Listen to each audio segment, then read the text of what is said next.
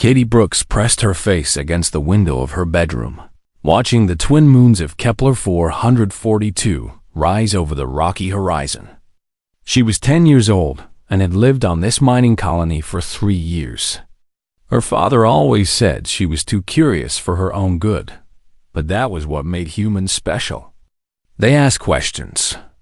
They wanted to know how things worked. The colony sat in a valley surrounded by red mountains. 200 people called this place home. Most of them worked in the mines, pulling rare minerals from deep underground. Katie's father, Daniel Brooks, was the chief engineer. He kept all the machines running. Her mother, Linda Brooks, studied alien plants and tried to make earth crops grow in the strange soil. Katie heard her parents talking in the kitchen. Her mother sounded worried. There had been reports of unknown ships in nearby star systems. The galactic news feeds mentioned attacks on frontier colonies. But her father said they were safe. Kepler 442 was too far out, too small to matter. Katie didn't feel safe. She had learned to trust her instincts. The next morning started like any other. Katie went to school in the colony's education center with 15 other children. Their teacher, Mrs. Campbell, taught them about Earth history and mathematics. During lunch, Katie sat with her best friend, Amy Rodriguez, and they talked about the upcoming festival. The colony celebrated Foundation Day next week, marking 3 years since the first humans landed here. At 2 in the afternoon, everything changed. The alarm sirens screamed across the colony. Katie jumped in her seat. Mrs. Campbell's face went pale. She rushed to the wall screen and activated it. The colony administrator, Peter Grant, appeared on every screen in the settlement. "This is not a drill," Peter said. His voice shook. "An unidentified vessel has entered orbit. All civilians proceed to emergency shelters immediately. Security personnel report to your stations." Katie's heart pounded. Mrs. Campbell herded the children toward the door, but Katie looked out the window first. In the sky, beyond the thin atmosphere, she saw it. A massive ship, dark and angular, like a predator's claw. It was 10 times bigger than any human vessel she had ever seen. The children ran through the corridors. Parents rushed to grab their kids. Katie saw her father sprinting toward her, his engineer's uniform covered in grease. He scooped her up even though she was getting too big for that. "Where's Mom?" Katie asked. "At the science lab." "She's coming. We need to get you safe first." They ran toward the emergency shelter, a reinforced bunker beneath the main residential area. Hundreds of colonists crowded the corridors, all moving in the same direction. Fear filled the air like a bad smell. Then the message came. Every speaker in the colony crackled to life. A voice spoke, deep and rough, like grinding stones. It spoke English, but with an accent Katie had never heard. "Humans of this colony, I am Vexter, hunt leader of the Karzeth. Your world has been selected for the Great Hunt. You have 1 hour to prepare. Run if you wish. Hide if you can. It will make the chase more entertaining." The voice laughed, a horrible sound that made Katie's skin crawl. "What are the Karzeth?" Someone screamed. Katie knew. She had read about them in the Galactic database at school. The Karzeth were hunters. They traveled the galaxy looking for species to hunt for sport. They were huge, strong, and had never been defeated.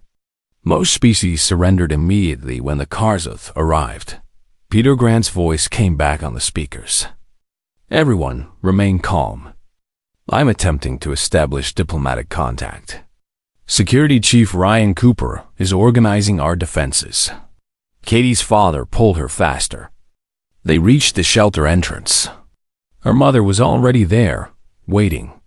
Linda Brooks grabbed Katie and held her tight. "We're going to be okay," her mother said, but her eyes said something different. The shelter filled with people. Children cried. Adults whispered in frightened voices. Ryan Cooper, the security chief, handed out the few weapons the colony possessed. mining lasers, plasma cutters, tools made for rocks, not for fighting. 40 minutes passed. Peter Grant tried to contact the Karzeth ship. He offered resources, trade, anything to make them leave. The Karzeth did not respond. At exactly 1 hour, the attack began. The lights went out. Emergency power kicked in, bathing everything in red light. Explosions shook the ground. Katie heard the screech of metal tearing. The Karzeth were ripping through the colonies. Outer walls like they were made of paper. There, coming through the north sector, someone shouted. Ryan Cooper grabbed 20 volunteers and rushed toward the shelter entrance. We'll hold them off. Get the children to the deep tunnels. Katie's father looked at the shelter schematic on his handheld device. The maintenance tunnels. They're too small for anything big to follow. We can reach the communication array from there and call for help. Families started moving deeper into the shelter. Katie held her mother's hand on one side and her father's on the other. They navigated through narrow corridors built for emergencies. Then the ceiling exploded. Debris rained down. Katie's father shoved her and her mother to the side.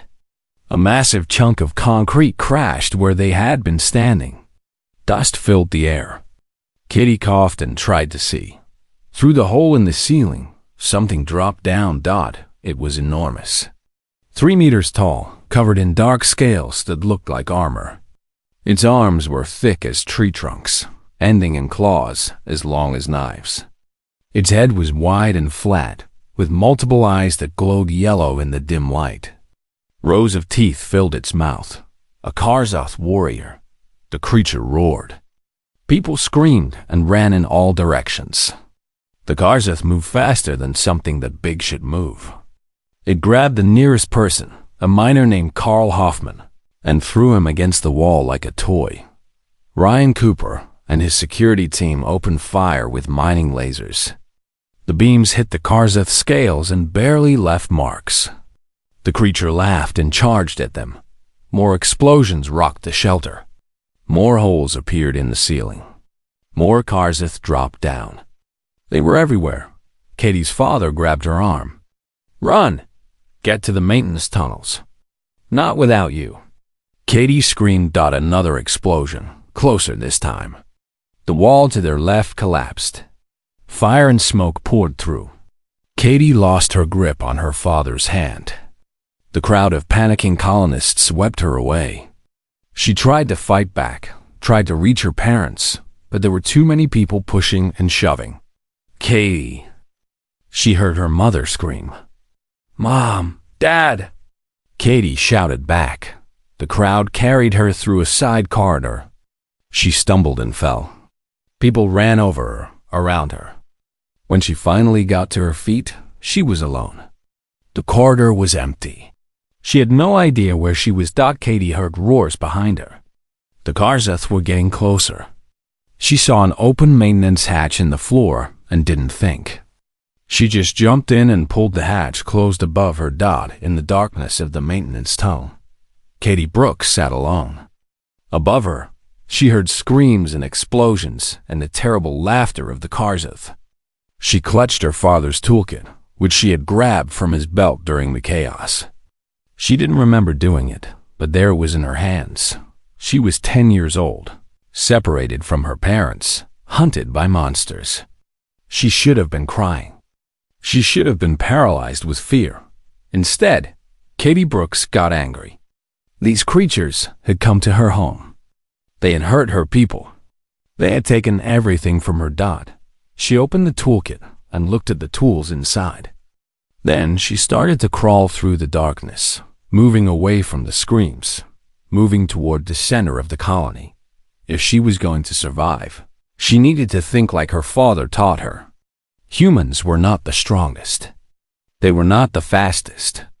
But they were the best at solving problems. And right now, Katie had a very big problem to solve. The maintenance tunnel was dark and narrow. Katie crawled on her hands and knees, feeling her way forward. The toolkit banged against her side with each movement. Behind her, the sounds of the attack grew distant. Ahead, she saw nothing but blackness. Her knees hurt. Her hands were scraped and bleeding. But she kept moving. The tunnel led downward at a steep angle. Katie had been in these tunnels before. Her father brought her down here sometimes when he needed to repair the colony's water pipes or electrical systems. He said knowing the maintenance network was important. Every building had a skeleton underneath that kept it alive. Katie remembered his words. If you ever get lost down here, follow the blue pipes. They always lead to the central hub. She pulled out a small light from the toolkit and clicked it on. The beam was weak but enough to see by. Blue pipes ran along the left wall. She followed them. After 10 minutes of crawling, the tunnel opened into a larger space. Katie could stand up. Her back ached from being bent over. She stretched and listened. Above her, through the metal grating that formed the ceiling, she heard footsteps. Heavy footsteps.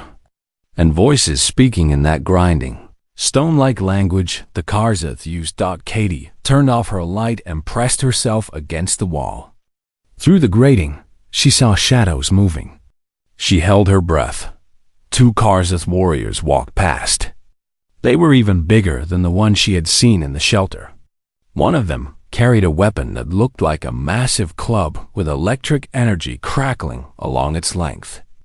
The other had some kind of scanning device. They were hunting. Katie waited until they passed.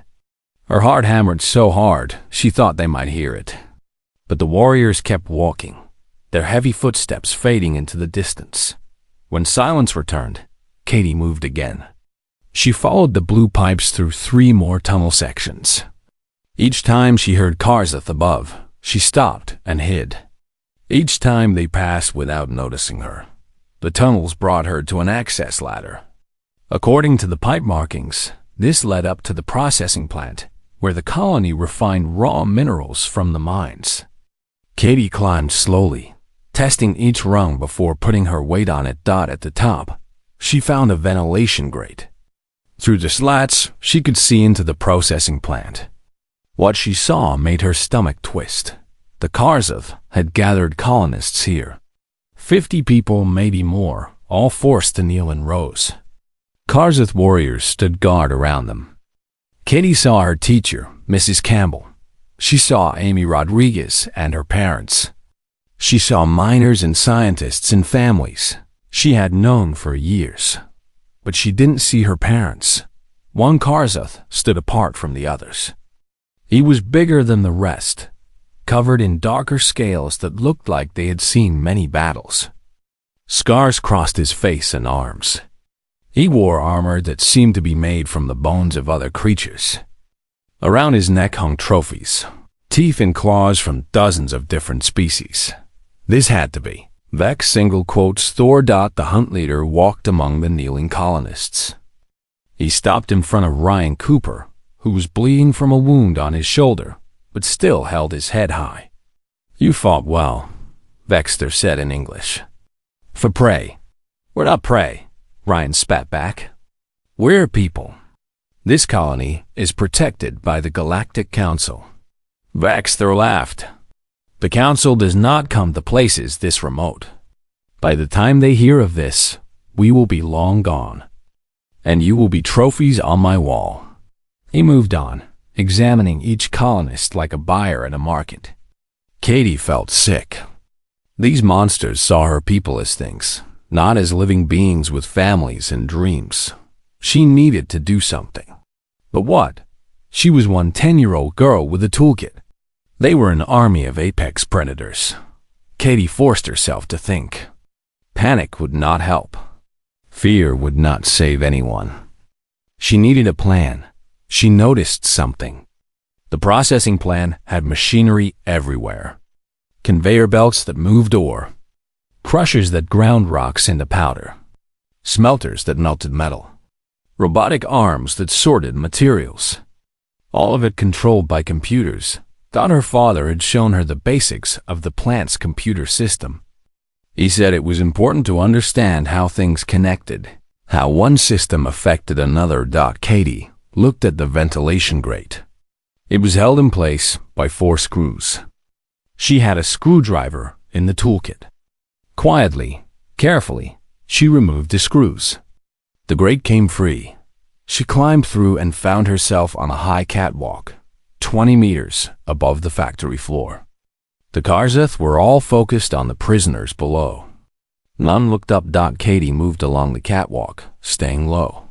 She reached a computer terminal used by plant supervisors. She activated it, and the screen glowed to life. The login screen appeared. She didn't know the supervisor's password, but she knew her father's engineering override code. He had made her memorize it in case of emergencies. She typed it in. The system accepted it. Katie accessed the plant's control systems. She could control everything from here.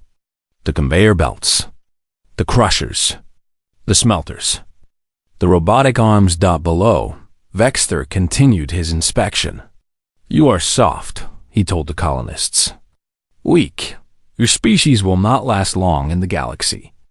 Better to end your suffering now. Katie's hands shook with anger. She looked at the control panel. Then she looked at where the Karzeth stood. A plan formed in her mind. It was dangerous. It might not work. But doing nothing was not an option. She started typing commands. The conveyor belt system activated. The Karzeth warriors looked around in surprise as machinery started moving.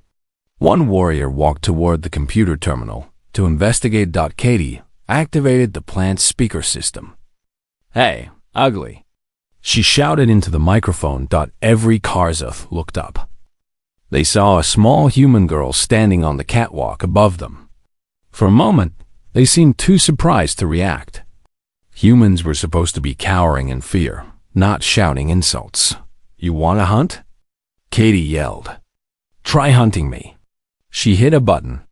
A robotic arm swung around and knocked over a stack of ore containers. They crashed down near the Karzeth warriors, forcing them to jump back. The colonists saw their chance and scattered, running in all directions. Stop them! Vexter roared, but Katie was already running.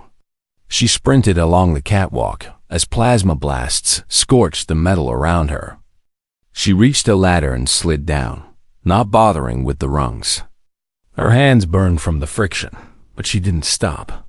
She hit the ground and ran into the maze of machinery. Behind her, she heard the heavy footsteps of Karzeth warriors. They were fast, much faster than her, but the machinery created obstacles. They had to go around conveyor belts and crushers while Katie could duck under and squeeze through. She reached a control box on the wall and yanked it open. Inside were emergency switches for different parts of the plant. She flipped 3 of them. Alarms blared. Red warning lights flashed. The ore crusher activated at full speed. The smelter began heating up. Safety protocols disengaged. Katie kept running. She heard the Karzeth getting closer. One of them appeared ahead of her, cutting off her path. He raised his weapon, that electric club crackling with power. Katie didn't slow down. At the last second, she dropped and slid between his legs like a baseball player stealing second base. The warrior tried to grab her, but she was already past. She ran toward the smelter room. The temperature had already risen. Heat waves distorted the air. Katie grabbed a heat-resistant suit from a wall locker and pulled it on. It was too big for her, but it would protect her from the worst of the heat. The Karzeth warrior followed her into the smelter room. He was confident, sure of his victory. Katie was trapped with nowhere left to run. Katie stopped and turned to face him. The warrior smiled, showing all those terrible teeth. Brave for prey, he said. I'm not prey, Katie replied. She grabbed a control lever and pulled it. The smelter's containment door opened. Molten metal poured out, flowing across the floor between them. The Karzeth warrior had to jump back to avoid being burned. While he was off balance, Katie grabbed a coolant hose and sprayed it at him. The sudden temperature change made his scales contract. He roared in pain and confusion. Katie used the moment to run past him back out of the smelter room. More Karzeth were coming. She could hear them throughout the plant. But she had bought time. Some of the colonists had escaped. She had proven these monsters could be fought. Katie found another access hatch to the maintenance tunnels and dropped through it. She pulled the hatch closed and jammed a piece of metal through the locking mechanism. It wouldn't hold forever, but it would slow them down. In the tunnel, Katie allowed herself to breathe. Her whole body shook. She had just fought a Karzeth warrior and survived. A 10-year-old girl against a 3-meter killing machine. She thought about what Vexter had said. He called humans weak, soft, easy prey. He was wrong. Katie checked the toolkit. Most of the tools were still there. She still had the light. And now she had something else. She had proven to herself that these monsters could be hurt, could be surprised, could be beaten. She started crawling through the tunnels again, following the blue pipes deeper into the colony. She needed to find survivors. She needed to find her parents. And she needed to find a way to make the Karzeth regret ever coming to Kepler 442. Because Katie Brooks had learned something important today. Humans might not be the biggest or the strongest, but they were smart. They were brave. And when you threatened their homes and families, they did not surrender. They fought back.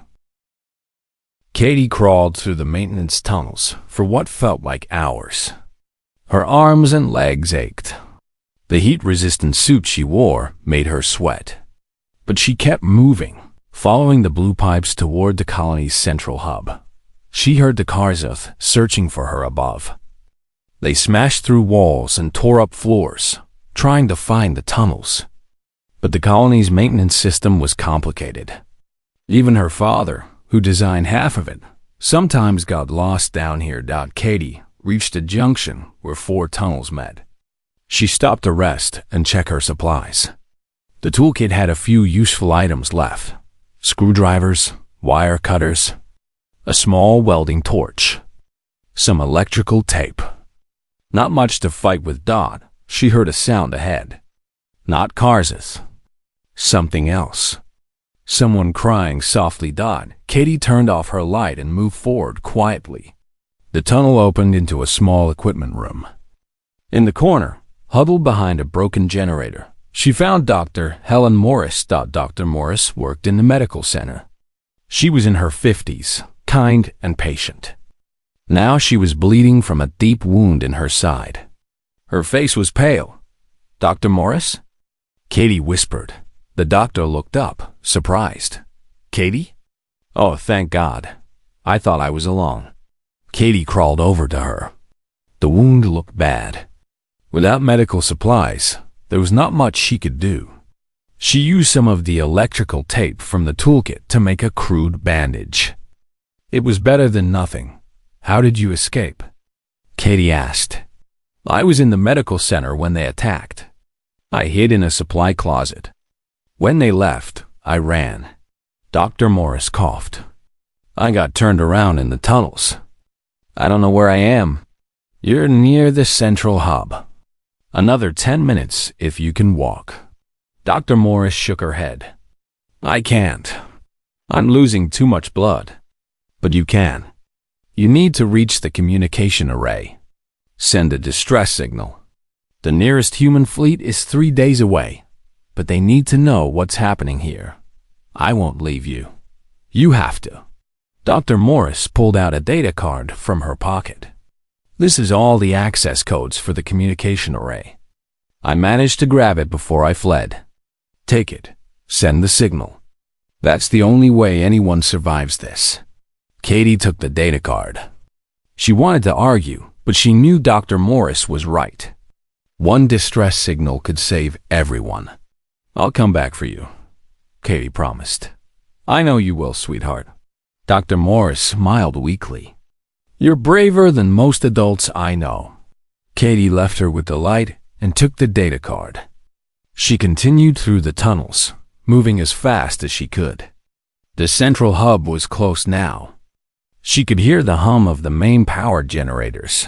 She found another ventilation grate and looked through it.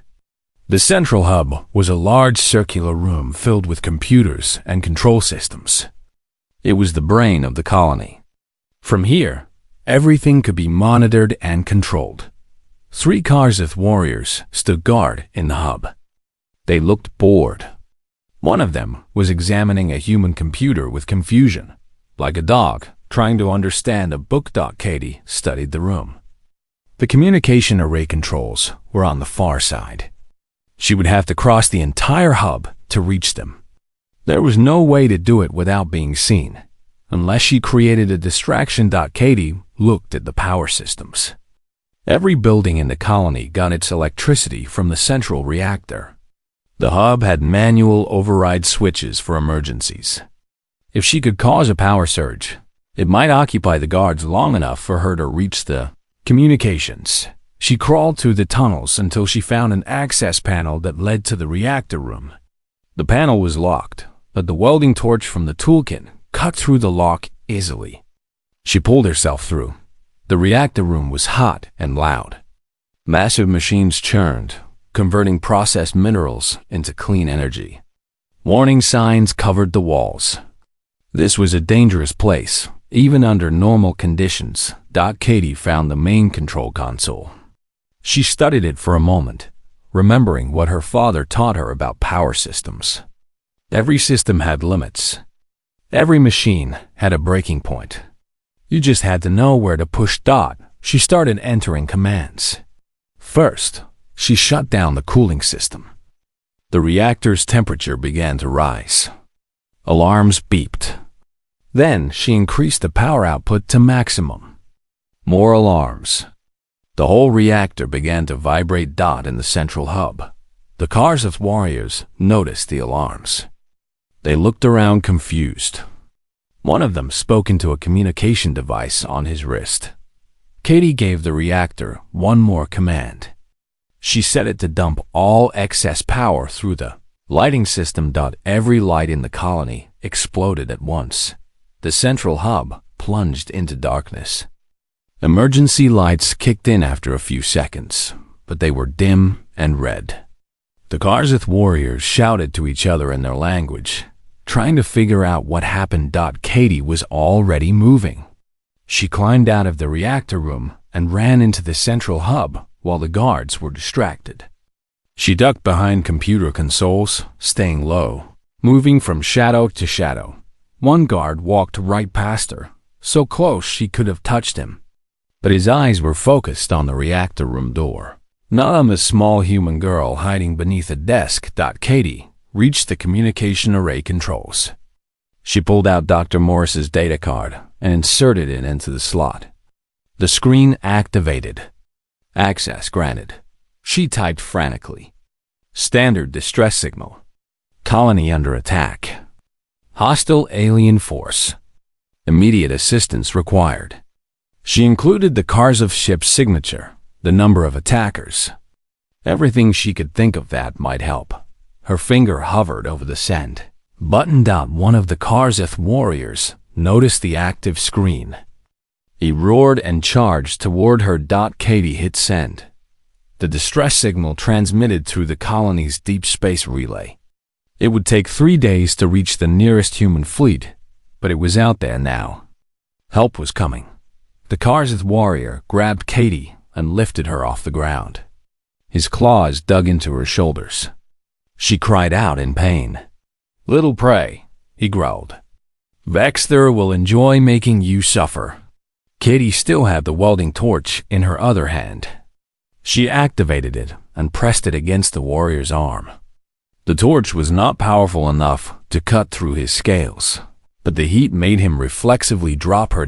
Katie hit the ground hard and rolled.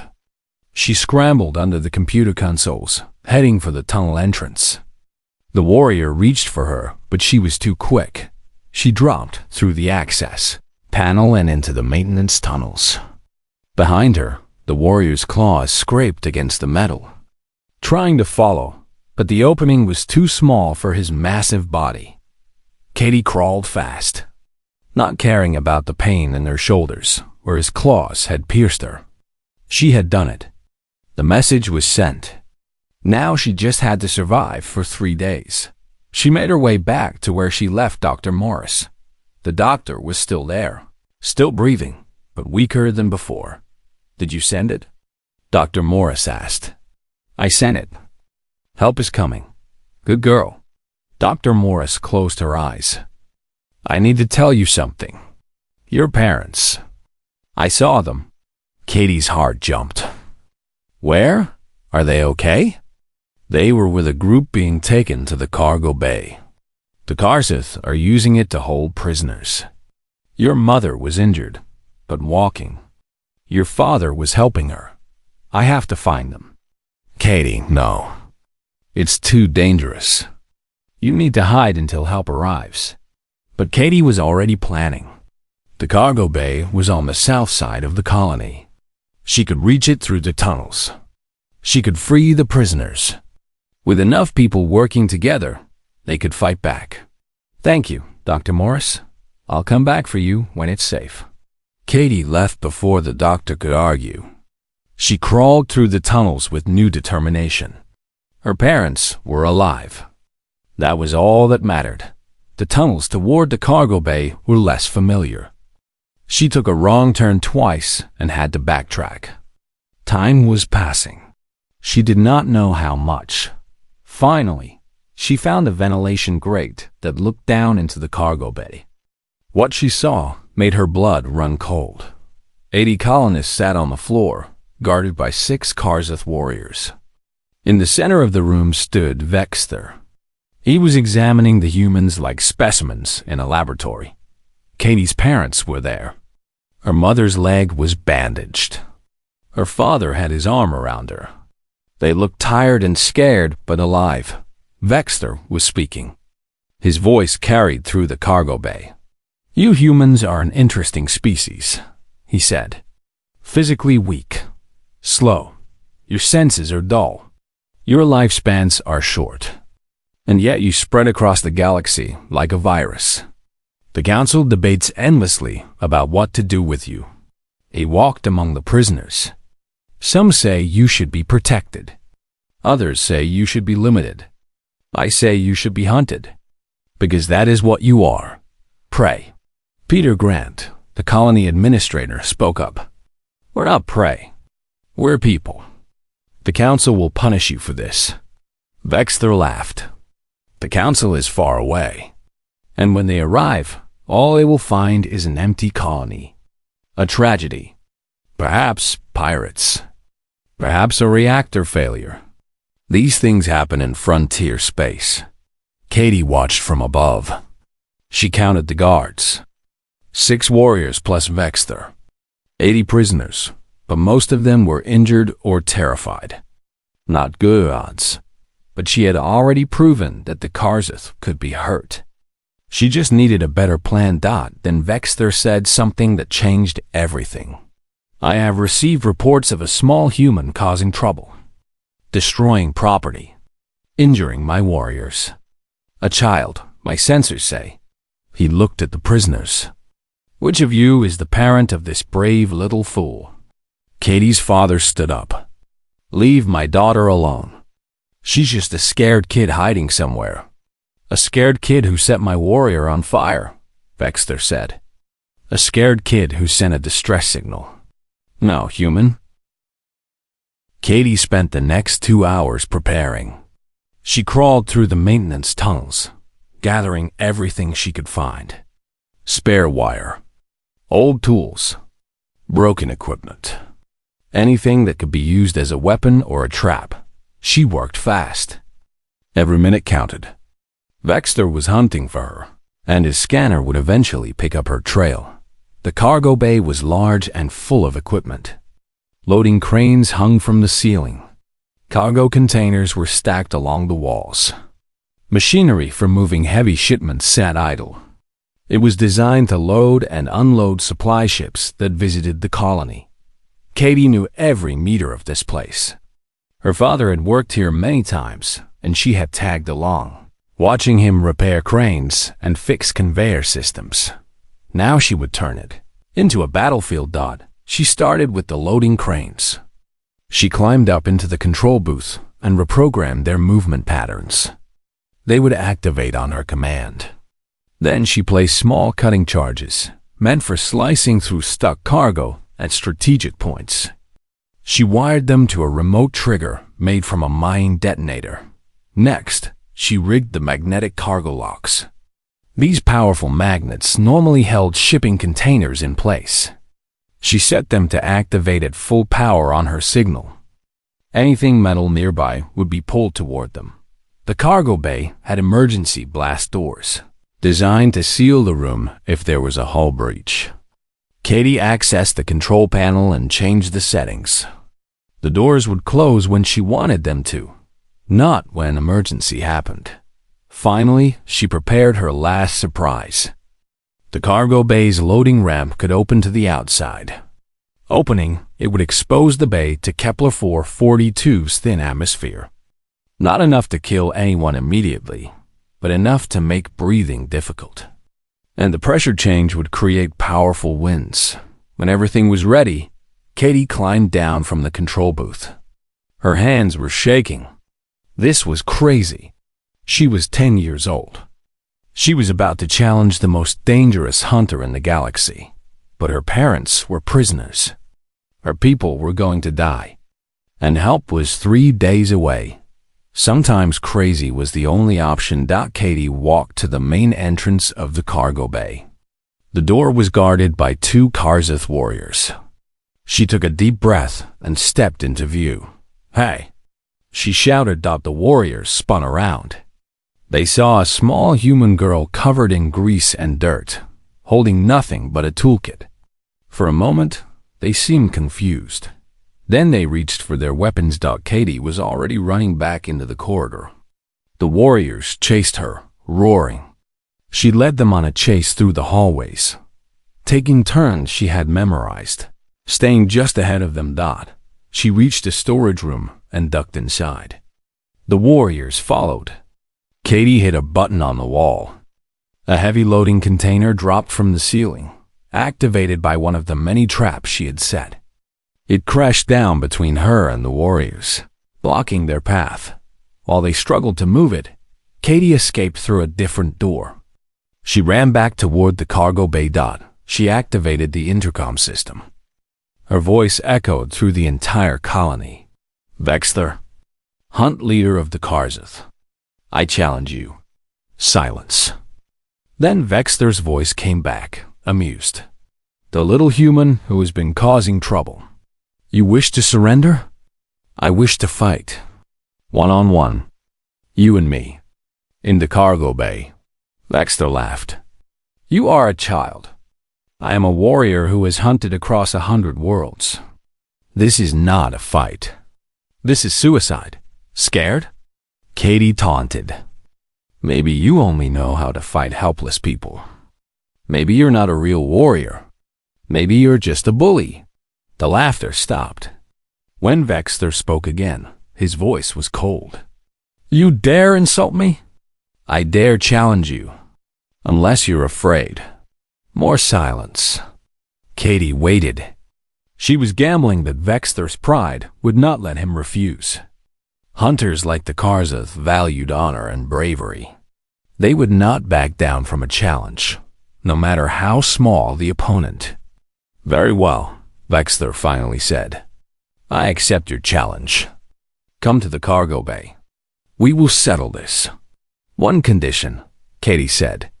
"If I win, you leave this colony and never come back. You let all the prisoners go free. And when I win, then the rest of us surrender. No more running. No more fighting." Vexter considered this. "Agreed. I will enjoy mounting your skull on my trophy wall." Katie turned off the intercom. Her heart was pounding so hard, she thought it might burst out of her chest. There was no going back now. She walked into the cargo bay. Vexter stood in the center, surrounded by his warriors. The colonists were still sitting along the wall, guarded. Her parents saw her and her mother screamed, "Katie, no, run." Her father tried to stand, but a Karzith warrior pushed him back down. Vexter studied Katie up close. He was even bigger than she remembered. His scales were like armor plates. His claws could tear through steel. He had probably killed hundreds, maybe thousands of beings across the galaxy. And Katie was just a 10-year-old girl with a toolkit. "You are the one who has been troubling my warriors?" Vexter asked. "You are tiny, weak. You will break like a twig." "Maybe," Katie said. "But I'm still here. And I'm still fighting." Vexter smiled, showing all those terrible teeth. "You have courage. I will make your death quick as a reward." He gestured to his warriors. "Clear the center. Give us room. I want all the humans to watch as I show them what happens to those who defy the Karzith." The warriors moved back. The colonists were forced to watch. Katie's parents were crying, begging her to run. But she did not run. She walked to the center of the cargo bay. Vexter followed. They stood 5 meters apart. "What weapons do you choose?" Vexter asked. Katie held up the toolkit. "These." Vexter laughed. "Tools? Against a trained warrior? This will be over in seconds." "Then start," Katie said. Vexter charged. He moved like lightning for something so big. His claws reached for her, ready to end this with one strike. Katie pressed the first button on her remote trigger. The magnetic cargo locks activated. Vexter's armor was metal. He was suddenly pulled sideways by an invisible force. He crashed into a cargo container with a sound like thunder. The Karzith warriors shouted in surprise. They had never seen their leader stumble before. Vexter roared and ripped himself free from the magnetic field. He turned toward Katie with fury in his eyes. "Tricks," he snarled. "Strategy," Katie corrected. She hit the second button. The loading cranes activated. They swung through the air, their heavy hooks aimed at Vexter. He had to dodge, rolling to the side. One hook missed his head by centimeters. Katie was already running. She ducked behind a cargo container. Vexter chased her. She led him to a specific spot on the floor and then dove to the side. Third button. The cutting charges she had placed earlier exploded. The floor beneath Vexter cracked and gave way. He fell through into the maintenance level below. But he did not stay down. He jumped back up, his armor scorched but intact. He was angry now. Really angry. "Enough games!" Vexter roared. He was faster than before. He caught Katie before she could reach her next trap. His massive hand wrapped around her entire body and lifted her off the ground. His claws pressed against her ribs. "You fought well," he said. "For prey. But this ends now." Katie could barely breathe. His grip was crushing her. But she still had one hand free. One hand holding the remote trigger. "You're right," she gasped. "It does end now." She pressed the final button. The loading ramp opened.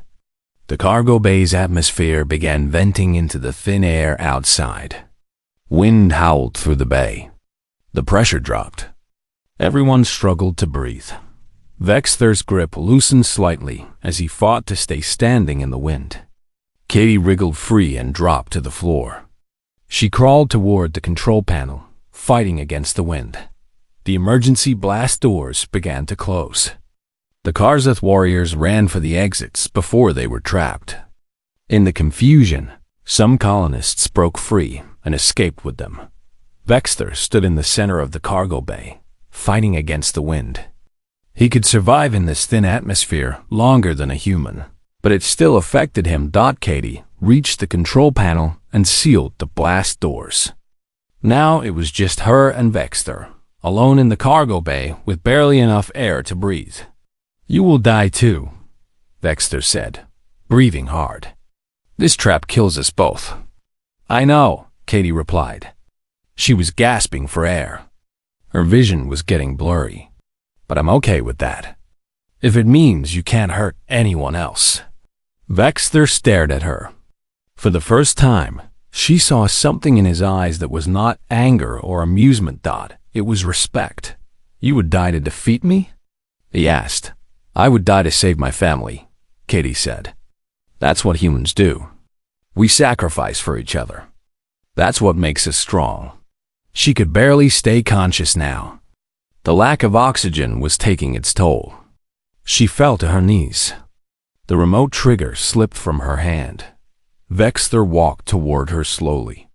He was struggling too, but his alien biology let him endure longer. He stood over Katie, looking down at the small human girl who had challenged him. You have taught me something today, he said quietly. About humans. About courage. He reached for the control panel. Katie thought he would finish her off. Instead, he closed the loading ramp. Air began to flow back into the cargo bay. The pressure normalized. Katie took a deep breath, coughing. Oxygen filled her lungs again. She looked up at Vexter in confusion. Why? She asked. Because you won, Vexter replied. Katie stared at Vexter. She did not understand. She had not defeated him. She had barely hurt him. All she had done was prove she was willing to die. I don't understand, she said, still gasping for air. Vexter walked to the cargo bay doors and opened them. His warriors stood outside, weapons ready. The colonists who had escaped were being held at gunpoint. Her parents were there, both crying. Release them, Vexter ordered his warriors. The Karzith warriors looked confused. One of them spoke in their language, questioning the order. Vexter roared back at him. The warriors stepped back and released the colonists. All of you, return to the ship, Vexter commanded. The hunt is over. But hunt leader, another warrior protested. We have not finished. There are still many prey to take. They are not prey, Vexter said firmly. They are warriors. And we do not hunt warriors. We respect them. The Karzith warriors hesitated but obeyed. They filed out of the cargo bay and headed toward their ship. Katie's parents ran to her. Her mother scooped her up despite her injured leg. Her father wrapped his arms around both of them. Katie, oh Katie, her mother sobbed. You could have died. You should have stayed hidden. I couldn't let them hurt you, Katie said. I had to try. Vexter watched this reunion. Something in his expression had changed. The cruel amusement was gone. Now he looked thoughtful. Katie pulled away from her parents and walked up to Vexter. She barely came up to his knee. She had to crane her neck to look at his face. Why did you stop? She asked. You could have killed all of us. Vexter knelt down so he could look at her directly. His eyes were yellow and had vertical slits like a reptile's. But there was intelligence there. And something else. Understanding. In Karzith culture, we value one thing above all else, he explained. The willingness to die for victory. We hunt prey. We kill the weak. But when we meet another warrior who will give their life to protect others, we recognize them as equals. He gestured toward the cargo bay. You set a trap that would kill you along with me. You did not care about your own survival. You only cared about saving your people. That is the mark of a true warrior. I'm not a warrior, Katie said. I'm just a kid who was scared and angry. Fear is not weakness, Vexter said. Acting despite fear is courage. You humans are physically weak, but you have something we Karzith do not understand. You fight for each other. You sacrifice for strangers. You protect those who cannot protect themselves. He stood back up to his full height. I came here expecting easy prey, soft creatures who would beg for mercy. Instead, I found a species that refuses to surrender. A child who would face death to save her family. You have earned my respect, Katie Brooks. Other colonists were emerging from hiding now. They gathered in the cargo bay, watching this exchange. Peter Grant, the colony administrator, stepped forward. "So you're leaving?" he asked carefully. "Yes," Vexter confirmed. "We Karzeth are many things. We are hunters. We are warriors. But we are not without honor. Your child defeated me. Not with strength or weapons, but with courage and cleverness. I gave my word that if she won, we would leave. I will keep that word." He looked at all the assembled humans. "I will also give you a warning. Word of this will spread across the galaxy. The Karzeth respect strength and honor. Other species will hear that a human child faced me and earned my respect. Some will be curious about your species. Some will be afraid. Some will seek to test you. Let them come," Daniel Brooks said, putting his hand on Katie's shoulder. "We'll be ready."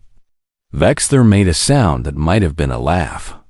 "Yes, I believe you will be."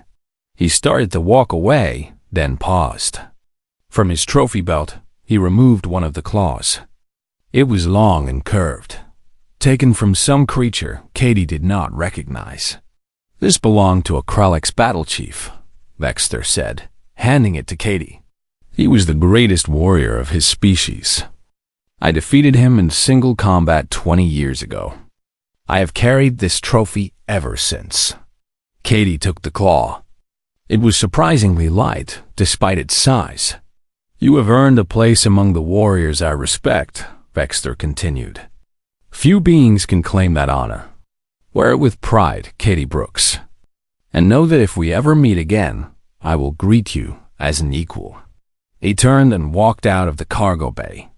His warriors were already at their ship. Katie and the colonists watched as the Karzeth vessel lifted off from the planet's surface and disappeared into the sky. For a long moment, nobody spoke. Then Peter Grant let out a long breath. "Did that really just happen?" he asked. "It happened," Dr. Helen Morris said. "She was being carried by 2 miners, still alive despite her injuries. A 10-year-old girl just scared off the most dangerous hunters in the galaxy." "I didn't scare them off," Katie said quietly. "I just showed them we're not prey." The next 3 days were busy. The colonists repaired the damage to the settlement.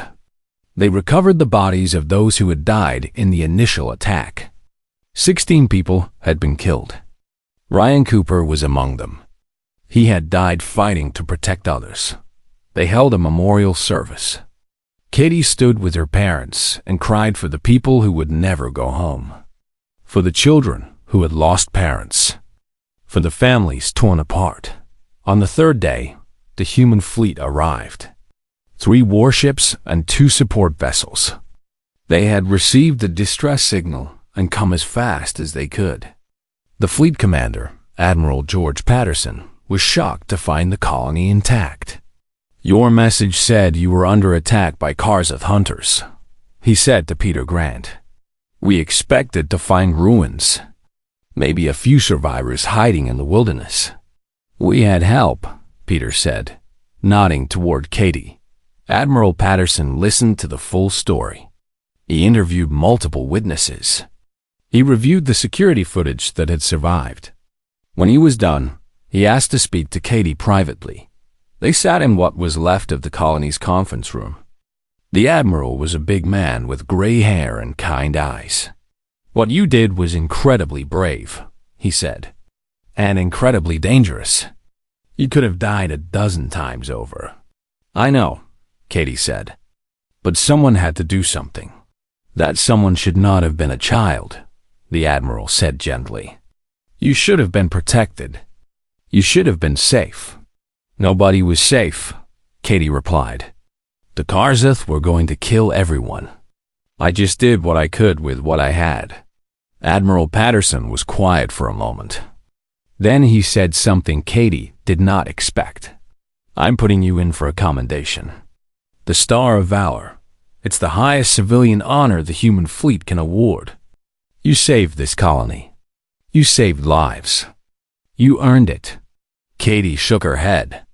"I don't want a medal. I just want everyone to be okay. They will be. Thanks to you. The fleet stayed for a week, helping with repairs and bringing supplies. Then they prepared to leave. Before the Admiral departed, he gave Katie a small data chip. This contains messages we've intercepted over the past few days, he explained. Apparently, Vexter has been very talkative. He's told other Karzoth about what happened here. He's told other species. The whole galaxy is talking about the human child who faced down a hunt leader and won. Is that good or bad? Katie asked. Both, the Admiral admitted. Some species will respect us more. Others will see us as a threat. But one thing is certain. Nobody will underestimate humanity again. Life slowly returned to normal on Kepler 442. The colony rebuilt. New families arrived to replace those who left, unable to stay after the trauma. Katie went back to school, though everything felt different now. Other students looked at her differently. Some with awe, some with fear. Some just wanted to hear the story over and over. Katie did not like the attention. She just wanted to be a normal kid again, but she was not normal anymore. She had seen things, done things, lost people she cared about. That changed a person, even a 10-year-old. 6 months later. Katie was helping her father repair one of the mining machines when her mother came running. Turn on the news, Linda said. Breathless, they activated the wall screen. A galactic news broadcast was showing. The headline made Katie's heart skip a beat. Galactic Council recognizes humanity as warrior species. The news anchor, an alien with blue skin and 4 eyes, explained that based on recent events, including the incident on Kepler 442, the Council had upgraded humanity's classification. They were no longer considered a developing species under protection. They were now recognized as a mature species with full rights and responsibilities. This is unprecedented, the anchor said. Never before has a species achieved warrior status so quickly after joining the galactic community. The deciding factor appears to be a single incident involving a human child who demonstrated remarkable courage against Karzoth hunters. A video played. It was footage from the Karzoth ship, showing Vexter speaking to the Council. This species deserves respect, Vexter said in the video. I have hunted for 100 years. I have faced warriors from every corner of the galaxy. And I tell you now, humans are different. They are weak in body but strong in spirit. They will die for their families. They will fight impossible odds. They will never surrender. He paused, and the camera zoomed in on his scarred face. I predict that in time, humans will be among the most feared species in the galaxy. Not because of their strength or technology, but because they refuse to accept defeat. Because they protect each other. Because even their children will face monsters without fear. The video ended. Katie's parents looked at her. Her father had tears in his eyes.